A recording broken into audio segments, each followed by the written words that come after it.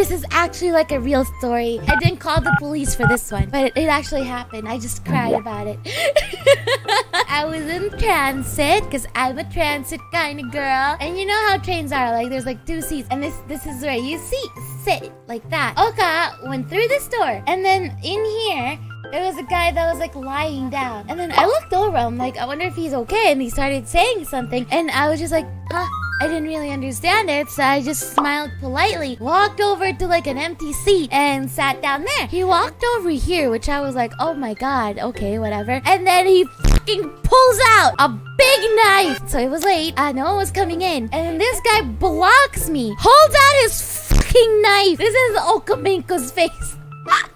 Right? And then he holds out the knife, the big ass knife right to my face. He looks at me and he says, can you say my knife is pretty? And I was like, of course. I was scared out of my mind, right? This big tall dude, it looks like he was not in the right mindset. He was just like creepily smiling at me, and then was asking me to tell him that his knife is really pretty. I was just looking at him like all quiet and dumbfounded, because I was like, bro, I'm gonna die right now. I'm gonna be a murder victim. When you're like in that situation, you either like fight or flight, right? I don't have that.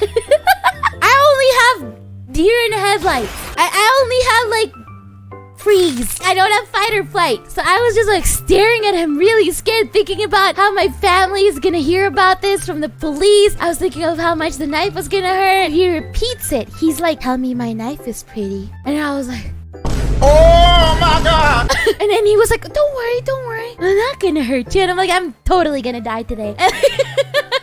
Tell me my knife is pretty. And I was like, your knife's pretty. And then he was like, isn't it? And then he holds it close to his face, laughs, and then walks out. And I honestly thought I was gonna die if I stepped out of that train. Like, I thought he was gonna wait for me by the door and stab the bloody hell out of me. So I just stayed there, frozen in my seat. I saw him, like, he walked away, like he got out of the station, whatever. And then that's when I got out. And then I just started fucking crying. Like, the moment I got out of the train, I was like, I think my uncle. I called my uncle. I told him what happened. He was like, call the police, tell the police. But the guy is already gone, and there are no cameras in the train, so I can't really prove anything happened. So I just fucking cried. Had to take the bus. The entire time I was just sobbing until I got to my stop, and then I was still crying while I was walking home. I'm sorry, it's not funny, but it's funny now that that I survived. Yeah, that's one of my close calls, I would say.